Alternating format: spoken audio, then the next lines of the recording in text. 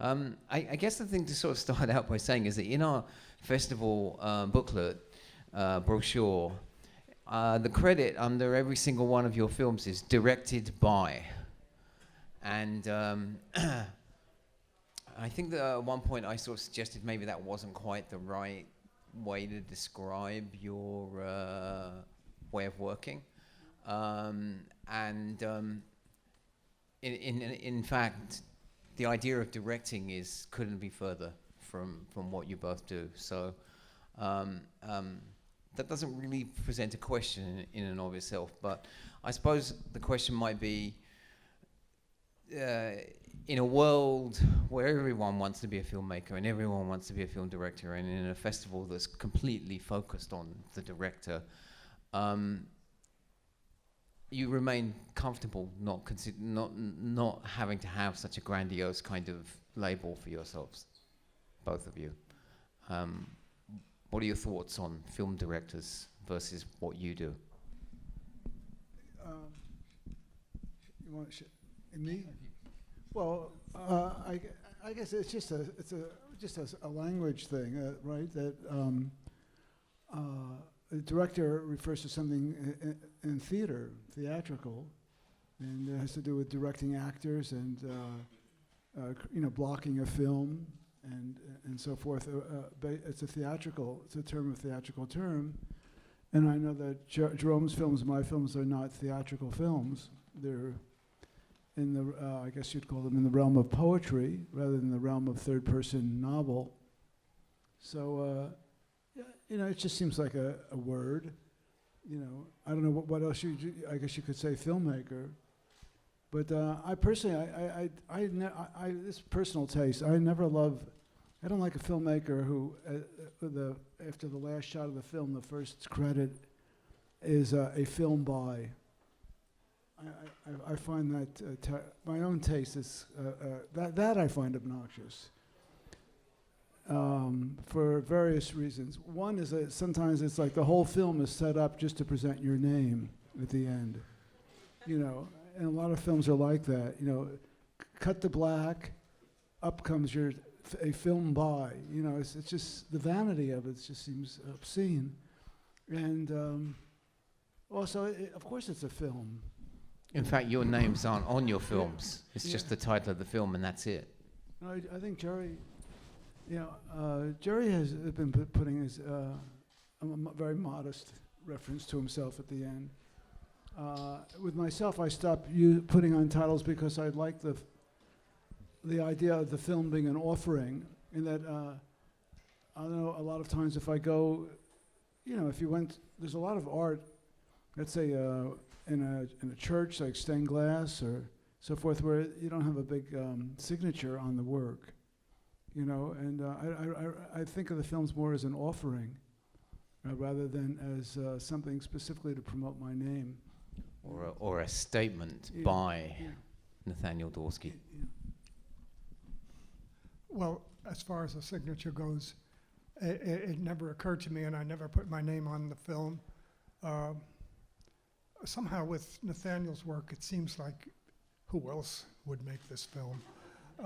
But in my case, I just thought it was the same thing. I mean, they could read the program and what have you, but I had my film on a mixed program, and Mike Kuchar, George Kuchar's brother, was in the audience, and he came down in a very sort of stern way and said, which one was your film? Was that the last film? I hope it was the last film. I said, yes, it was the last film. He goes, well, you should put your name on it. Always put your name on the film. So I thought, well, I went out and I got some, letters and stuck them on black and I put my name on. But well, I think the handmade lettering gives it a certain modesty. Yes. And also the Kuchars had the greatest titles. I mean, the greatest titles and greatest title sequences, in experimental film. I mean, their films the titles themselves are sequences are extraordinary. But you've just made me think of something that's just flashed into my mind, though, is that most Brakhage films ended with by Brakhage. By Brakhage, yeah. So did you chastise him for that? Well, he had to scratch it in, so that took a little work. But to just have a typesetter put your name there. I don't know. With Stan, I don't know what you say. Stan is so much Stan that the more the Stan there is, it doesn't doesn't stick out, I think. You know. I just wanted to say that though I don't really think there's any kind of spiritual benefit in anonymity either. After all, we arrive very painfully in ways at who we are in our life, and to a certain extent, your name means something. Not in the self-important sense, but in the sense of somebody has taken a certain path. We've all taken our own path from a certain point of view. Maybe a Martian's point of view, we all look alike, and you can't tell one Earthling from the next. But we know that there's no two people who will go through the same process, and so your name kind of signifies your similarity to everyone else. By putting your name on there, you have a name, so does everyone else have a name. So I don't think anonymity for me is necessarily a superior spiritual kind of thing. Nick, you mentioned earlier that your films are closer to poetry than theatre, and earlier in the week, the poet Peter Gizzi, who has been coming to many of your shows, came up to me after one of the shows and kind of nudged me and said, "Ask him about poetry. Ask him about poetry." And I said, "You ask him about poetry." And he said, "Well, I don't know what I would ask." And so, keeping my promise to Peter Gizzi, I'm asking you about poetry. I know you've talked about how reading a poem by John Ashbery when you were young had a sort of a tremendous impact on you in terms of leading you in a certain direction. But your relationship to the poetry community, the modern, the language poets, is something that's gone on for many years after that. And so Peter Gizzi wants you to talk about the relationship between your work and poetry beyond the John Ashbery moment, the John Ashbery eureka moment. I wonder if you can talk about that. Yeah, well, a number of things. When I was an adolescent, 16 or 17 years old, I fell in love with a haiku. Do you know the haiku form? And of course, this is the mid-50s or late mid-50s. And it was a period of beatniks and beatnik culture, and Zen and things like haiku were, part of, introduced to a teenager in that context. And I immediately understood and loved the haiku, and I could, the haiku form, I guess everyone knows, there's basically three gestures. You establish an image, you enrich it you establish a second enriching image to that first image, and then the third, you break that all together. And the nature of that break is a great haiku, because a great haiku it's not nihilistic, it's not something negative, but it breaks open your heart. Somehow the first two lines ground you or seduce you or embrace you, and then something is done and you're open. And I was very viscerally affected by those as a teenager. I would read them in the back of English class. I always remember reading these and having these epiphanies, these satori kind of things, looking around and watching the teacher teach and everyone else around me taking notes. And I was, meanwhile, back by the window in the back, reading these haiku. So I don't know, that was very important, because the nature of the possibility of montage to break open the heart comes from that tradition. And I guess very simply, I think I'm more at home with I'm the kind of person, as an only child, I don't know if that explains it, but I lived, I don't know how to say it. I liked hearing an individual express their their instincts about the nature of existence. And just first person, just to say that. And it could have been an equally powerful tradition within cinema, the poetic form. I mean, it began, there are all kinds of indications back to Paris in the 20s and so forth. But of course, it wasn't commercial, just the way poetry today, I think, makes money for publishers, So, does that sort of touch on it? It does, but I know that in your later years, once you were in San Francisco, that you developed friendships with important poets, and the poetry community is a kind of a circle around you of people that follow you, not because you're a poet, but because they feel that there's a strong affinity between what they're doing and what you're doing. And I assume that that's reciprocated. Well, I don't know. Most of my friends have been poets. A lot of my friends have been poets. I don't know. I just feel close to that, very at home in that tradition. I don't know if I can say more than that. Jerry, anything to add? Nobody ever asked you to ask me about poetry. I know that. Jerry is a poem. He doesn't. Poem or a poet? I love. I'm an Elizabethan when it comes to poetry, though I too have a lot of poetic friends. But my films, I think, are more. I regard my films more as visual art than as perhaps connected to ideas or poetic ideas and so forth.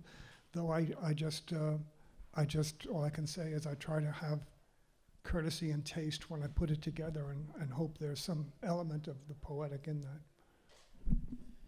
Okay, I want to jump to a kind of an autobiographical question for both of you. You talked about going to San Francisco, going to California, and the effect that had on you.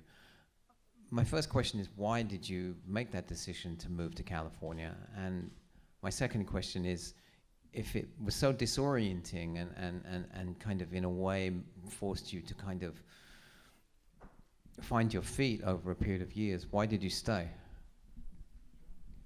I think it was seeing the wheels of the car frozen into the ground in February and realizing I couldn't escape. We lived in the country, and I couldn't even go to the store. And I thought, we had by that time made 4 visits to San Francisco and got a very untrue picture of it. But we always went there at a point where it answered our needs at that moment. For instance, we went in February at one point, and San Francisco in February is warm and balmy, and it's one of the warmest months of the year. I'm like, wow, what am I suffering back east for, and so forth. And same thing, also being utterly startled by the light. Nobody mentioned to me the light in California, how much brighter it was, how supercharged any scene was when it was bathed in light. I got off the train. I took a train in those days. I was quite startled by that. And so, having lived as we did in Lake Owasso, New Jersey, which was a very right-wing, very old-fashioned traditional era, it started to get very claustrophobic. And at that time, New York in the 70s wasn't all that what we needed to go to either. It was kind of falling apart. So it seemed like, a mirage, shall we say. We followed a mirage, and the mist cleared as soon as we got out there. And for some reason or other, I don't know what it is. I think people do tend to try to stick with something and make it happen. That's just. You stuck to your guns, even though you were struggling with the surprises. Yes, because it was kind of new, and I felt like there was a puzzle. I thought there was a puzzle that had to be solved. How on earth do you live here? Nick, you mentioned yesterday for the first time what you would call a camera walk, and that's a key part of how you make your films. And so I wanted you to talk about what a camera walk is, what it can be, and I'm curious as to whether there are certain familiar haunts that you would go back to on these camera walks. I do feel like in some of your films, in different films, I've seen the same place, maybe even the same shot sometimes, not to suggest that you repeat yourself, but can you talk about that process of, you get up in the morning, you load your camera, you put your Wellington boots on or whatever, and off you go. Is a camera walk just a completely obvious, straightforward thing, or is there something more to it? I don't know how much I can say publicly. Yeah.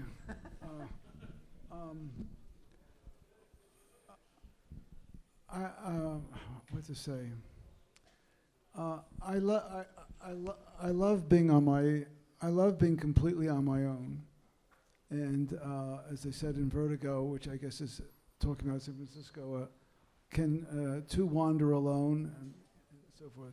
I love to wander without any obligation to anything, because the world feels tighter and tighter and tighter. But if you go for a walk, you're really on your own. You have I've often said I like having the freedom of a dog that's been left off the leash, unclipped, so that you can wander and follow your instincts. And something, if you spend 3 or 4 or 5 hours walking without speaking with anyone, without any kind of speech, and you're just in the world, the way the world looks, a slow transformation takes place, and you can go very deep with the camera into some unspoken place that's right in front of everybody. And I feel very. I like that very much. I feel very sorry for young people, at least modern young people who don't seem to have any freedom. Every activity they do is dictated. They're being driven to the next thing. I think I would be psycho as a kid now if everything I had to do was a planned activity and I was being driven to it.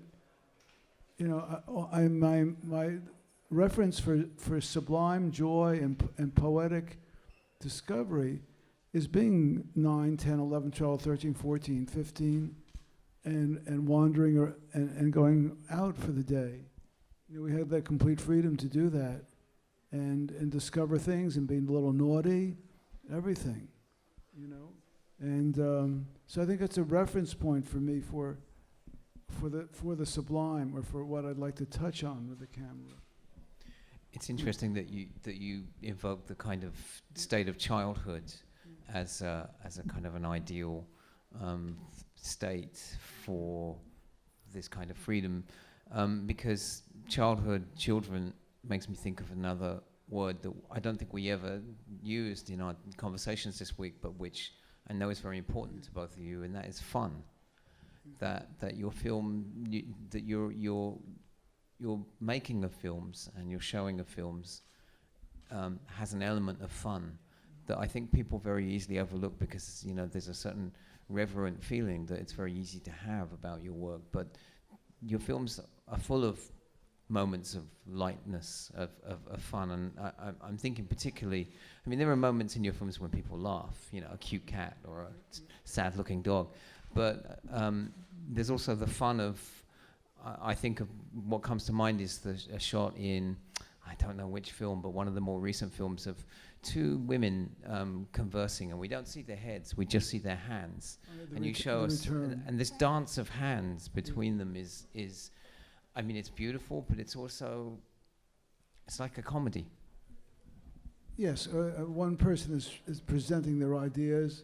I think the other person grabs their heart in protection. And then she's counting. Yeah, but then comes back with the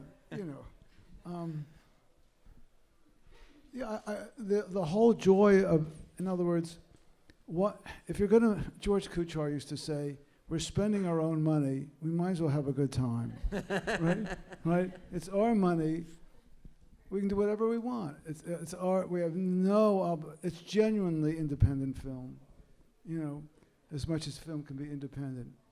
It's genuine that way, and so there's no obligation. There's just no obligation. I think even if you had even if you wrote out a script for yourself and you were going to shoot it, I still feel that would like being in school, you know, where, okay, here's the idea. How well did I do it? Did I get a B+, you know, A-, C+? But there's something about just going into the realm of your pure personal exploration, which is, I don't know, it keeps me it keeps me sane. You know, to have some genuine activity, not based on being within the grid of prescribed behavior and so forth. It's very, very important, I think, to be outside the grid of prescribed behavior, you know, to actually discover something genuine. Yeah. I'm going to turn it over to the audience, which is full of people with eager people with questions. So now's your chance. Questions for Nick and Jerry. It's question time. Yes. Jerome, you worked as a carpenter for many years. Oh yeah, there's a mic coming. It's all coordinated here. Jerome, you worked as a carpenter for many years. How do you see your practices of carpentry and of filmmaking being related? Well, at first, they certainly were not. They were kind of more of a problem because basically you work very hard, and at the end of the day you're exhausted, and you can't rejuvenate yourself and so forth. So there was a real dichotomy there for a while, but. And also sometimes I thought, well, I should blend the two by bringing my camera to work. And you can see with one of my films, there's a little bit of an attempt to do that. But actually to shoot footage takes a tremendous amount of focus and concentration. And you can't just kind of pick up the camera and do something like that. So that didn't seem to be too helpful either, you know.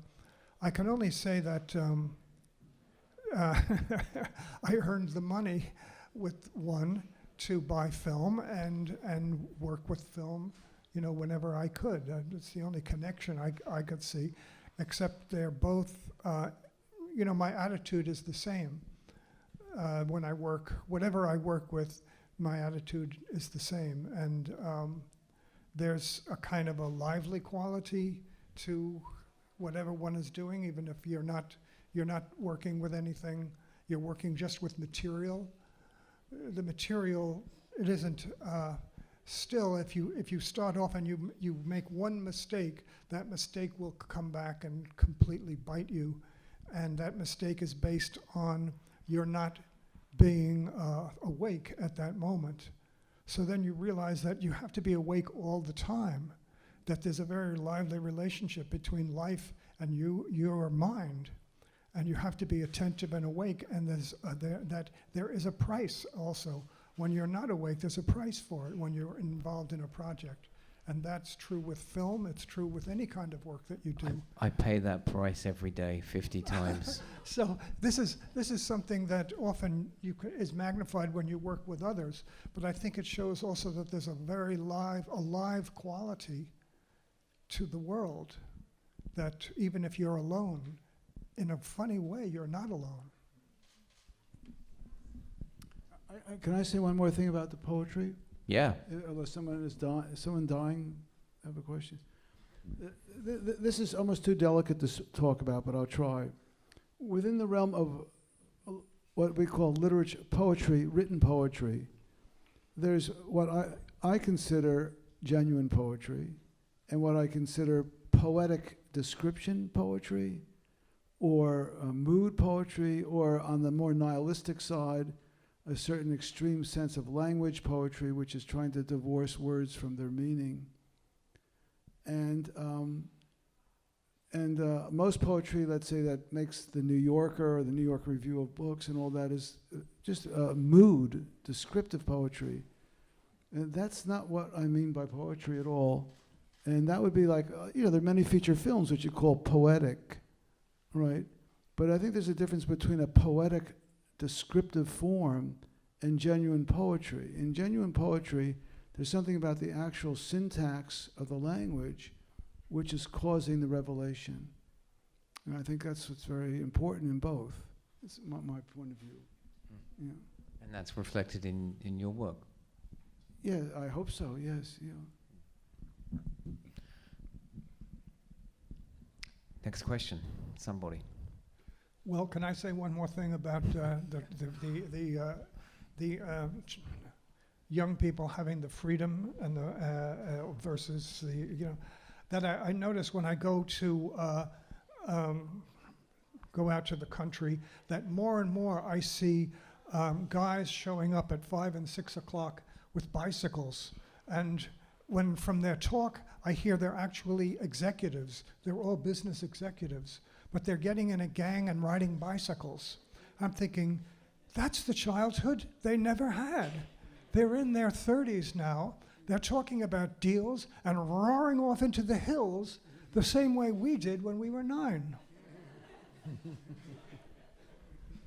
Take that, you executives out there.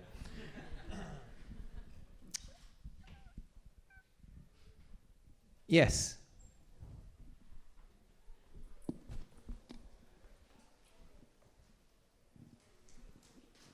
So my question is about attentiveness and attention that you both mentioned.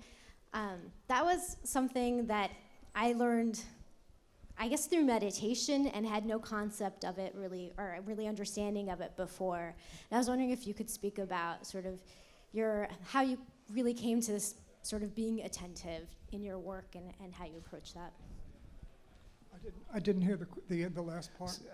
How you came in your work to being attentive to the concentration. Well, in a way, it's enforced. Because if you're, as I say, if you're not, you just get not very good stuff back.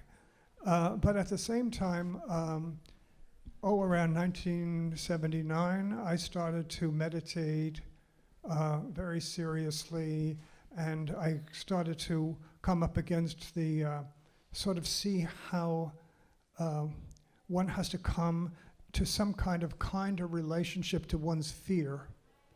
And once I realized that you could experience your fear, face it, and not always be running away from it through entertainment, which makes it bigger and stronger when you're not facing it.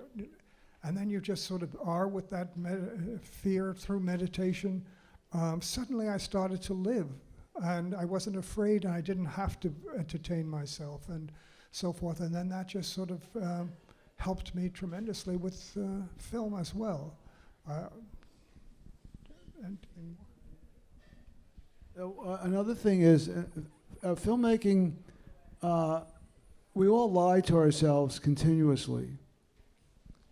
We skip over things and tell little lies to ourselves. And the thing about being a filmmaker is you can't lie. Any lie that you tell is right there on the screen. It's very, very real. And so when you're in an editing room, for instance, there could be a shot you really wanted to work, or that you worked hard to get, or you're proud of and somehow, but it's not working in the film. But you won't admit it because you're obligated, you feel obligated, and you skip over and you lie. So it's very important in filmmaking.